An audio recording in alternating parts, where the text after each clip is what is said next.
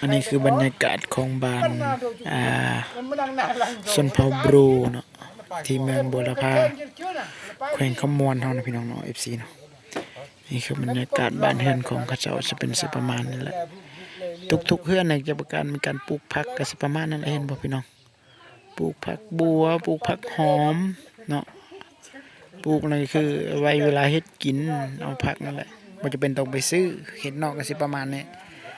อันนี้คือหลักสัญญาณอินเทอร์เน็ตนะแต่ว่ามีสัญญาณอินเทอร์เน็ตเนาะบ้านพี่น้องเนาะจะเป็นบ้านเรือนของเขาเจ้านี่คือเรือนของเขาพี่น้องบ้านเขตนอกของชนบทของลาวเฮาก็สิประมาณนี้แหละพี่น้องเอ้ยงัวควายก็เจ้าก็ปล่อยปะละเลยเท่านี้แหละเนาะเอาพี่น้องสิ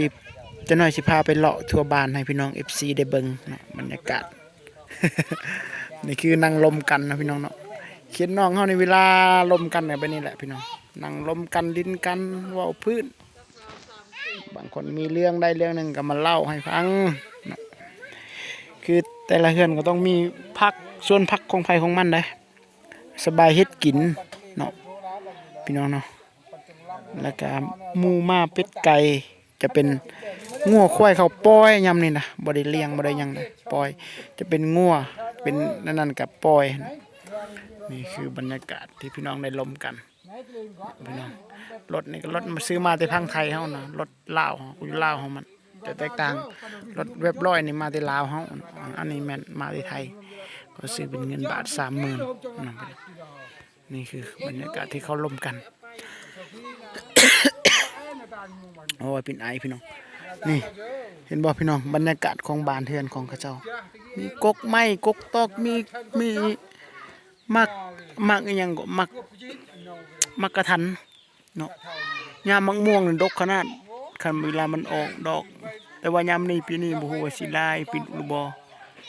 พี่น้องแต่ละเรือนก็ต้องมีเหล้าเข้าไว้เด้อพี่น้องเห็นบ่เหล้าเข้านี่คือเหล้าเข้าของเขาเจ้า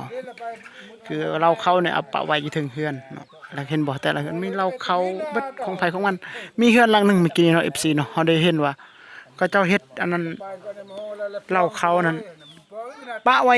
หุงซี่อยู่ถึงเหล้าเข้าเลยเนาะคือสิแม่นเอาออกเข้าจากเหล้านั่นก็ซี่เลยเนาะพี่น้องนี่คือบรรยากาศของบ้านพี่น้องยามสิตะเวนสิแลงๆแล้วก็น้ำเขาจะเจาะเอาเองเนาะน้ำในใส่ด้วยได้เอาได้มาเอาไฟมาเสียบแล้วก็คือน้ำใส่เนาะแต่ว่าเขาเจ้าบ่ได้ตักน้ำบ้านนี่เป็นสิ่งที่ดีอันนึงนี่ก็เป็นเรือนห้างของเขาเจ้าเนาะพี่น้องเนาะพี่น้องเนาะแล้วก็บ้านเรือนของพี่น้องนี่ก็มีแต่ละเรือนก็เจาะนำไปน้ำมันเห็นบ่นี่พี่น้องเนาะนั่นก็เล่าเขาเนาะแต่นี่ก็คือจานดาวเทียมที่พี่น้องใส่อยู่ในเรือนจานดาวเทียมนี่ก็รับเบิ่งโทรทัศน์จากฝั่งไทยเฮาเด้เบิ่ง27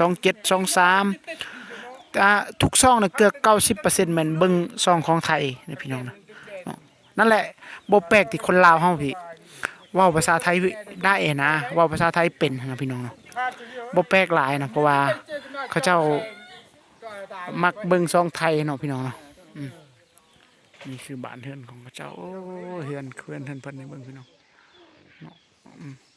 จะเป็นบ้านเรือนของเขาเจ้าเนาะอันนี้คือบ้านเรือนของเขาที่เขาเจ้าเห็นบ่พี่น้องโอ้ยยาม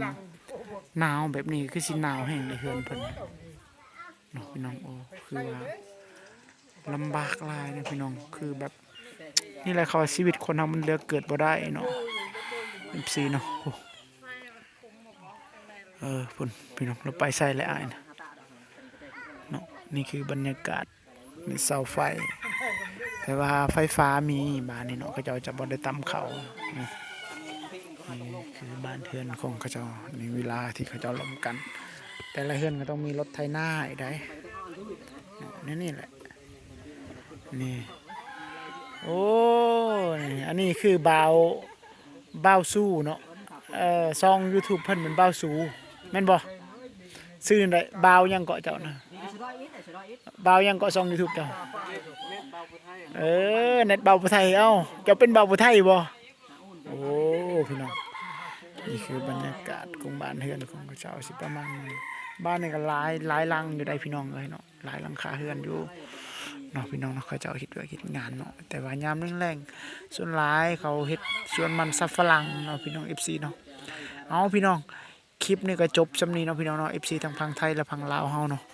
ฝากพี่น้องกดไลค์กดติดตามเพื่อให้กำลังใจเฮาบ่อยากเลาะตัวบ้านนะขี้ข้านเลาะพี่น้องเนาะปุ๊เห็นบ่นี่โมนี่เสื้อมาแต่ฝั่งไทยเขาเขียนไว้ในเสื้อมันเหลี่ยมจัด เรียนจัด ก็ จัด ก็ตัดทิ้งโอ้บ่ได้ธรรมดาเนาะพี่น้องมาพี่น้องคลิปนี้ก็จบสำนี้พี่น้องกดไลค์กดแชร์กดติดตามเด้อพี่น้องเด้อนี่คือรถไถนานี่รถจักรเนาะหรือว่ามอไซค์นี่ส่วนหลายมาที่พังไทยเฮาเนี่ยเขาซื้อคันนี้ก็จะบ่มีทะเบียนเนาะพี่น้องเนาะเป็นแต่ว่าขี่ได้ขี่ตามบ้านและไปคำตัวเมืองใหญ่ๆขี่บ่ได้คันเนาะพี่น้องเนาะพี่น้องบรรยากาศของบ้านพี่น้องเนาะตอนนี้เฮาก็สิกลับแล้วพี่น้อง FC เนาะพี่น้อง